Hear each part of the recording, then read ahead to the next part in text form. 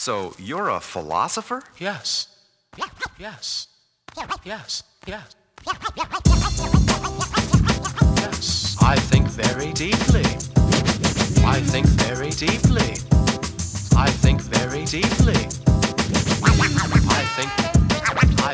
I think very deeply. What is philosophy? What is philosophy? Philosophy. What's philosophy? That's my question to Jamel. What's philosophy? Philosophy is the art of thinking. Nah, man, that's not what philosophy is. So what is philosophy? Philosophy is an excuse for life, man.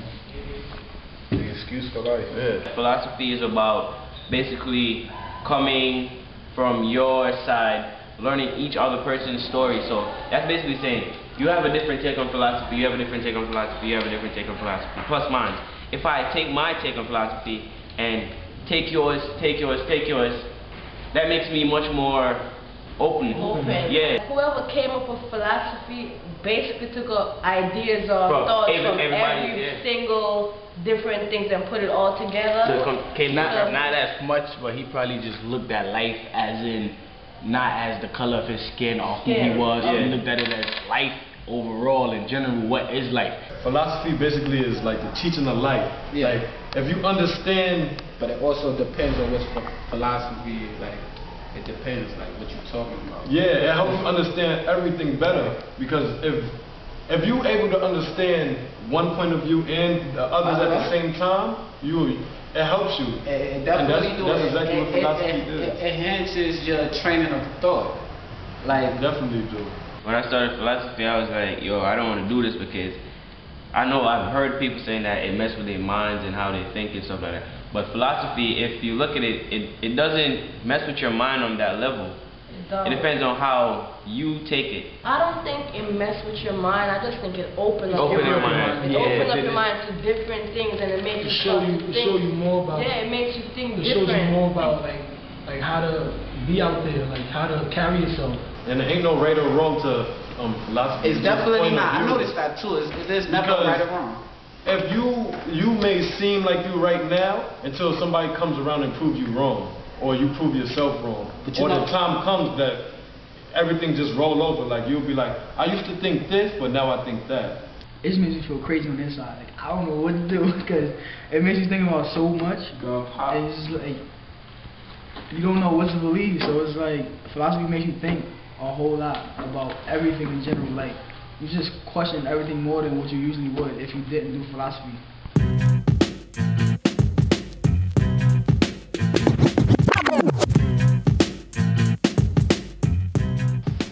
When we do reader responses, what we do first is go through the reading, if there's not a quote already up on the board, and then we skim through the reading for a quote that we'll use for the response.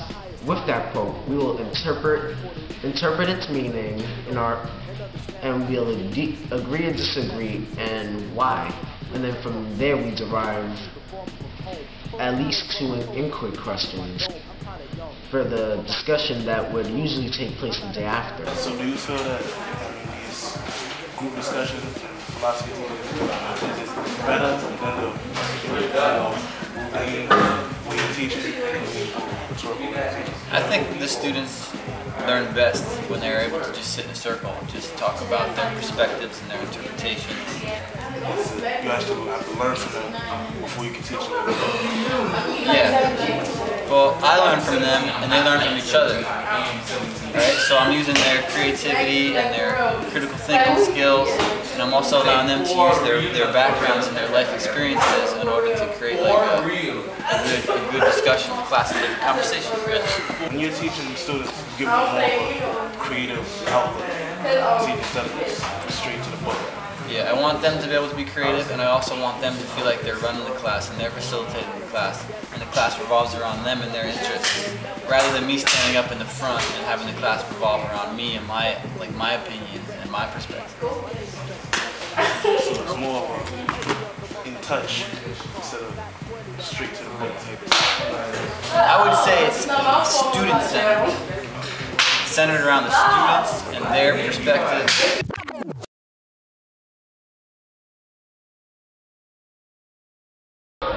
I'm explaining Plato's theory of decay. Plato believed the whole cave thing believed that the cave taught you from the truth. It showed you from, realizing, real true events. And the only way you understand, reach the truth, know truth, is for you to follow what he says you to do and escape the cave. You escape the cave, then you know the truth. That's what Plato said.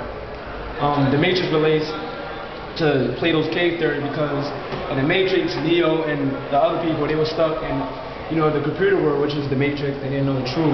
And that when Morpheus came to Neo and told him that there was a world beyond this, the real world, Neo was able to escape the Matrix, the cave, and know the real truth. That's how the Matrix relates to Plato's theory of the cave. Friedrich Nietzsche, he believed in different perspectives of life. You have to see life from different perspectives. You want to be able to expand yourself. There's no truth. There's no shit that's truth. It's only appearance or interpretations. The truth is in many ways. As they say, I believe in God. That's one truth. That's one perspective. The next man believes in Buddhism. That's his perspective. And that's what believes in Hinduism. That's his perspective. That's what Nietzsche believes in. There's no one truth. There's just appearance and interpretation. Different truths. And structuralism is like Plato's cave. Except the cave is language. And for order to be, to know the truth, you have to escape that language. If you're still stuck in that language, then you always be stuck in a cave language. The language is like a shield itself, shield you from the truth. Socrates is guilty for corrupting the minds of the young and of believing in supernatural things of his own inventions instead of the gods recognized by the state. My response is Socrates is brainwashing the young youth, making them believe something and interrupting their mentality. My first inquiry question is there a reality besides the real world? I think everybody has their own reality. Everybody, based on how you grew up and the environment you grew up in, that's your reality, basically. I agree with that. I think that her world is not going to be my world and my world is not going to be his world because we all grew up on different parts and we was raised different ways. So this a different world than what you see. We all see things differently. I think I know what you're talking about. It's basically trying to say the different perceptions on people's own views at life. Like how they thought the cave was their actual reality, meanwhile it wasn't. But when they were shown it, they still thought it was their own reality. It's their different perception of it. Nah, man. The reality that we in is the only reality. That's the reality that everybody knows. They're all on Earth. Everybody. Y'all think somebody who's in the hood selling drugs compared to somebody who's trying to go to college has the same reality? Yeah. They have two different lives, two different. Exactly. They don't choose their reality. It's what's real to you. People get to choose what they want to believe and what they. I think the world is a place that's open for you to find out, and it's up to you to choose whether you want to know. Sometimes ignorance is bliss. Just because 2 plus 1 is 3, and I think it's 4, don't mean it's real. It's not. The fact about it is 2 plus 2 is 4, not 2 plus 1. So the reality about that is 2 plus 2 is 4, not 2 plus 1. But what I believe, Listen, that's the same thing with Plato. The people believe the shadow.